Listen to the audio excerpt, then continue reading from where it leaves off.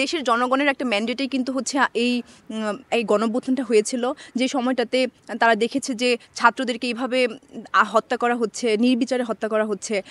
তো তখন কিন্তু তারা আসলে আর ঘরে থাকেনি, তারা নেমে এসেছে।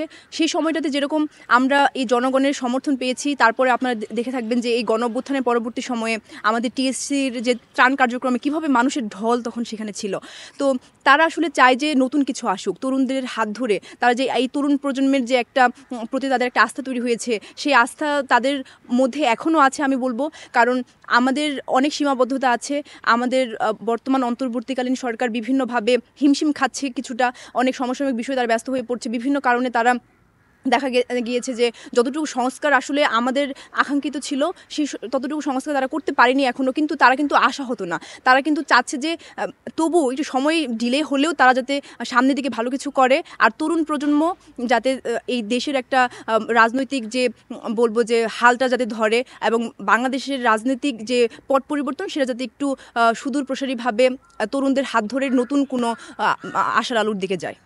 আমাদের কাজে নয়, বর্তমান সরকার যা কাজ করছে সেটিতে আমরা যেহেতু একজন ছাত্র প্রতিনিধি, তো আমরা ফ্রন্ট সারির যোদ্ধা ছিলাম, তো আমরা যেভাবে রাজপথে রয়েছি আমরা কতটুকু সন্তুষ্ট এই বিষয় নিয়ে যদি আমি বলি, এই সরকারের দৃশ্যমান কোনো আমরা সংস্কার দেখছি না, তো আমরা সন্তুষ্ট নয়। তবে আমরা আশাবাদী এই সরকারের কাছে, এই অন্তর্বর্তীকালীন সরকার একটি ভালো যেই আকাঙ্ক্ষার বাংলাদেশের কথা বলছি, আকাঙ্ক্ষার সংস্কারের কথা বলছি, সেটি নিশ্চিত করবে, এটি প্রত্যাশা রয়েছে জনমতের। যদি নাই থাকতো এই সরকারকে 17 বছর নয় আর 17 সেকেন্ডের মধ্যে এই সরকারকে নামিয়ে দেওয়া, খালি আমাদেরকে একবার বলুক আমরা যখনই দেখব জনমতের মধ্যে এই সরকার একটি ঘৃণিত জায়গায় পৌঁছে গেছে, তখনই আমরা এই সরকারকে নামিয়ে দেব এবং নতুনভাবে একটি সরকার গঠন হবে। এটা আমরা প্রত্যাশা রাখি এবং আশাবাদী। গত যেই 2024 সালে যে ডামি নির্বাচনটা হয়েছিল, সেই নির্বাচনের আগে হচ্ছে একটা টিভি চ্যানেলে সাক্ষাৎকার দেওয়ার কারণে কিন্তু ছাত্রলীগ কর্তৃক হচ্ছে আমি হলে নির্যাতিত হয়েছিলাম। সেই সময়টাতে থেকে এখন বর্তমানের বাংলাদেশের চিত্র যদি বলি, এখানে আসার পরে কিন্তু আমরা চাইলে ওইভাবে আমাদের মনের কথাগুলো বলতে পারছি, আমাদের কোন কোন জায়গায় হচ্ছে আগে সীমাবদ্ধতা ছিল, কোন কোন জায়গায় ফ্যাসিজম ঢুকে গিয়েছিল, তো সেই ব্যাপারগুলো নির্বাচনের ক্ষেত্রে আমরা কিন্তু এখন মন খুলে বলতে পারছি, এবং সেগুলোকে আইডেন্টিফাই করে আমরা কিন্তু আসলে কী সীমাবদ্ধতা ছিল সেগুলো কিন্তু দূর করার জন্য আমরা সামনে চেষ্টা করতে পারি। এবং আমাদের এই অন্তর্বর্তীকালীন সরকার কিন্তু নির্বাচন কমিশন গঠন করেছে, এবং তারা কিন্তু নির্বাচনের যে রুট ম্যাপটা সেটাও আপনাদের সামনে বলে দিয়েছে।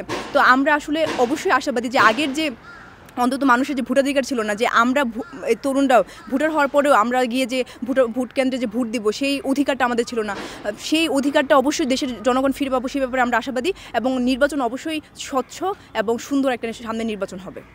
নির্বাচনের আগে নির্বাচন কমিশন গঠন হতো, সেই নির্বাচন কমিশন তারা গঠন করেছে, যেটি পূর্বেও হতো। এই সরকার পূর্বেই যে দলীয় সরকারের কথা যদি বলি, দলীয় সরকার যেভাবে তাদের মধ্যে হিডেন কিছু রেখে দিতেন, রাঘব বোয়ালদেরকে হিডেন করে ব্যাক স্টেজে রেখে আত্মপ্রকাশ করতেন বিভিন্নভাবে, মানুষকে গরুর গোস্তর নাম বলে মিষ্টি কুমড়া খাওয়ার কথা যেমনই বলতেন, তেমনই আমরা দেখি এখনকার সরকার তেমনই সেই ধারাবাহিকতাই বজায় রেখেছেন। তাদের যে ব্যারিয়ারগুলো, যে বাধ্যকতার বিষয়গুলো জনসম্মুখের কাছে যে আকাঙ্ক্ষার কথা ছিল যে তারা রাঘব বোয়ালদের নিশ্চিত করবেন এবং জনগণকে সেই বিষয়গুলো পরিষ্কার করবেন, সেটি এখনও করছেন না। পর্দার আড়ালে তাদের মতো করে তারা বলছেন আমরা সংস্কার করছি, কিন্তু যে রাঘব বোয়ালগুলো রয়েছেন, যে সিন্ডিকেটগুলো রয়েছে, সেগুলো নিশ্চিত করে জনসম্মুখে প্রকাশ করছেন না। এদেশের মানুষ যেভাবে বিপ্লবকে, এই ছোট আন্দোলনকে বৃহত্তর করে গণ অভ্যুত্থান করতে পারে, তেমনি ইতিহাসে অনেক নজির রয়েছে বিপ্লবকে ব্যাহত করার। তো তেমনি এই অন্তর্বর্তীকালীন সরকারকে যে পরিমাণ এই দেশের মানুষ সকল সেক্টর থেকে যে পরিমাণ আন্দোলন, ছোট ছোট আন্দোলন করে এই সরকারকে চাপে রাখা হয়েছে সমসাময়িক বিষয় নিয়ে, যে সময়টার জন্য এই যে আমাদের ভাইয়েরা যেভাবে আত্মত্যাগ করেছে এবং যেভাবে এখনও হসপিটাল বেডে যেভাবে কাতরাচ্ছে আমাদের ভাইয়েরা, তাদেরকে এই অন্তর্বর্তীকালীন সরকারকে যে ম্যান্ডেট পাওয়ার যে বিষয়টি নিশ্চিত করেছে, সেই সরকারকে আমরা কতটুকু এই জনগণের এই দেশের মানুষ কতটুকু সুযোগ দিচ্ছি, জনগণের স্বার্থে কাজ করা, যে সংস্কারের লক্ষ্যে এই সরকারকে ম্যান্ডেট দেওয়া হয়েছে, সেই সরকার কতটুকু সংস্কার করার সময়টা পাচ্ছে।